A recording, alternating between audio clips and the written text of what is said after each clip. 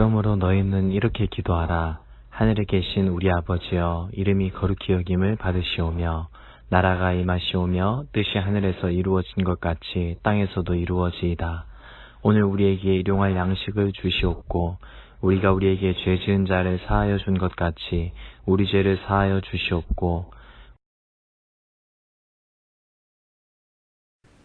오늘은 우리 죄를 사하여 주시옵고에 대해 살펴볼게요. 먼저 여기에 나오는 죄라는 단어는 빚이라는 의미도 지니고 있어요. 소위 누군가에게 빚을 진다고 할 때 그 빚이에요. 그래서 우리는 여기에 죄라는 단어를 빚에 대한 개념으로 접근해도 좋은데요. 여기서 빚이라는 것은 경제적인 빚보다는 의무를 이행하지 않은 어떤 것을 가리킨다고 봐야 돼요. 그러니까 내게 죄를 지은 사람은 내게 의무를 이행하지 않은 사람이라고 이해할 수 있는 거죠. 서로 아는 관계인 가족 간에, 그런가 하면 학교에서도 직장에서도 모든 인간관계 속에서 얼마든지 일어날 수 있는 일이에요. 서로 마땅히 이행해야 될 의무를 이행하지 못할 때 거기에는 필히 마음 상함이라는 것이 생기게 되어 있어요. 여러분들도 아마 이런 것을 경험해 봤을 거예요.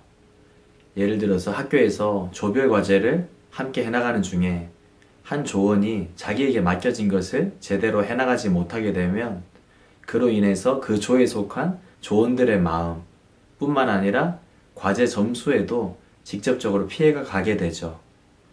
결국 그 조원은 다른 모든 조원들에게 빚을 진 입장이 되는 것인데요. 이런 형식으로 우리는 타의에 의해서든 아니면 자의에 의해서든 때때로 빚이라는 장벽 때문에 사람들과 막힐 때가 있어요.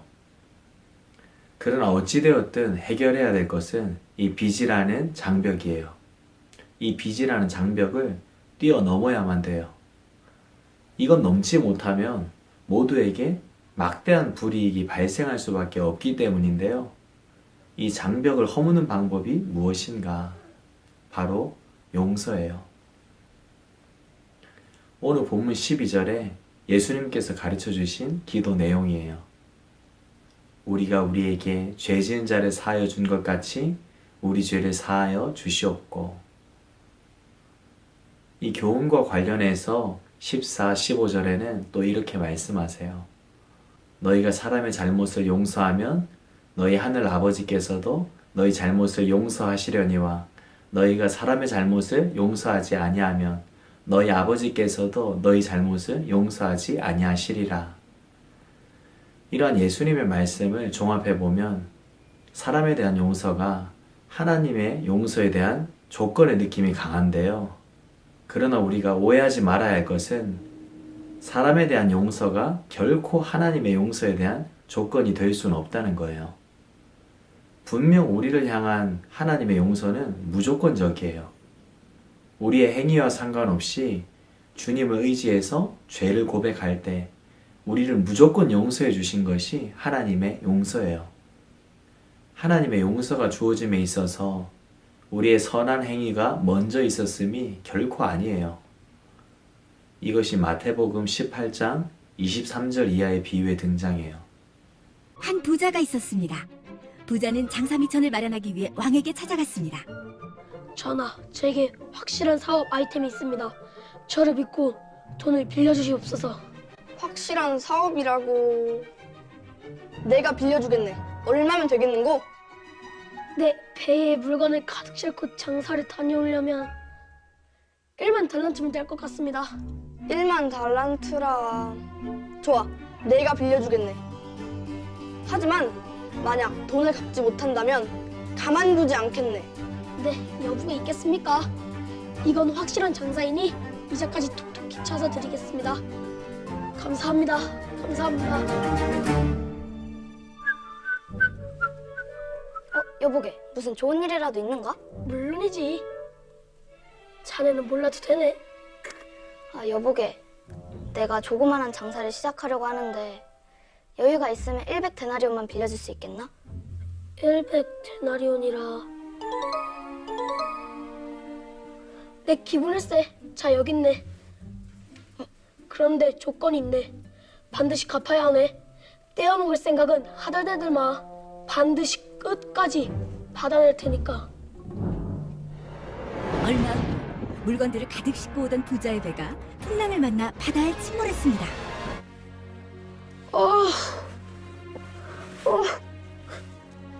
임금님의 돈은 어쩌지? 망했다. 감옥 가는 건 아니겠지?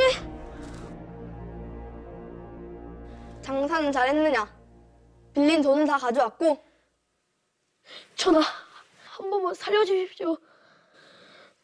장사는 못 해보고 배가 침몰했습니다. 한 번만 살려주십시오. 한 번만. 제발 감옥에만 넣지 말아 주십시오.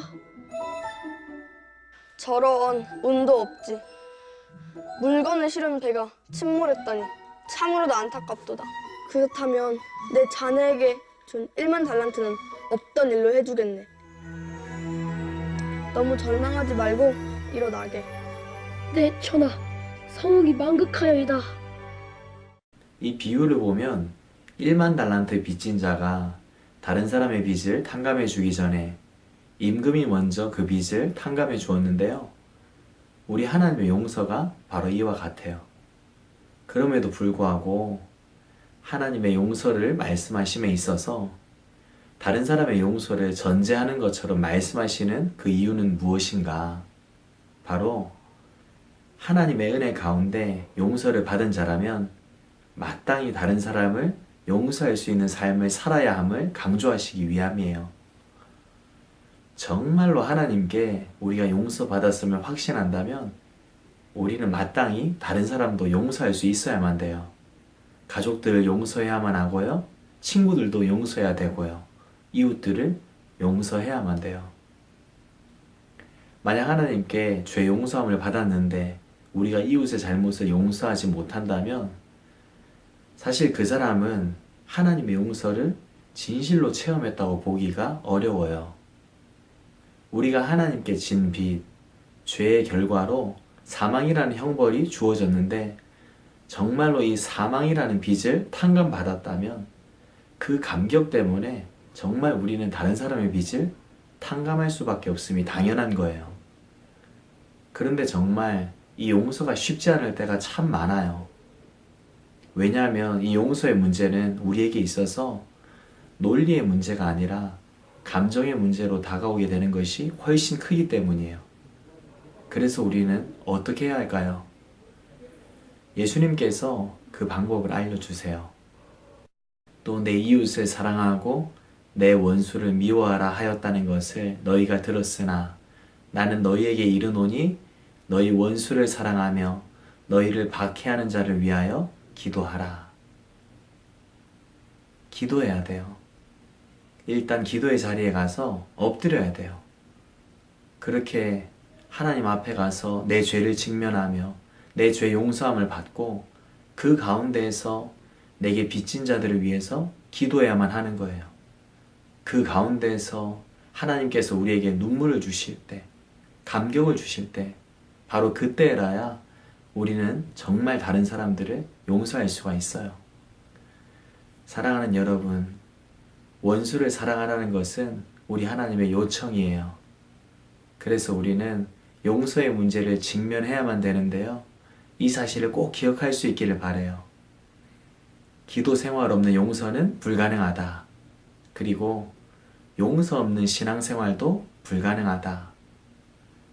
용서에 실패할 때 우리는 우리의 마음을 사탄에게 내어주는 것과 똑같은 상태라는 것을 명심해야만 돼요. 간절히 바라기는 오늘도 우리를 용서하지 못하게 만들어 패배하게 하려는 마귀의 계략에 속지 않기를 원해요. 함께 엎드려 기도하며 우리를 용서하신 예수님의 사랑을 기억하면서 내게 베푸신 하나님의 그 사랑의 크기를 우리는 다시 한번 묵상해야 돼요. 아무쪼록 우리에게 친숙한 주기도문의 이 기도를 드리면서 나와의 관계 가운데서 벌어졌던 형제들의 죄, 친구들의 죄, 이웃들의 죄를 용서하는 결단이 되어지는 우리 모두가 되기를 원합니다. 그렇게 오늘도 악한 권세를 대적하며 승리합시다. God bless you.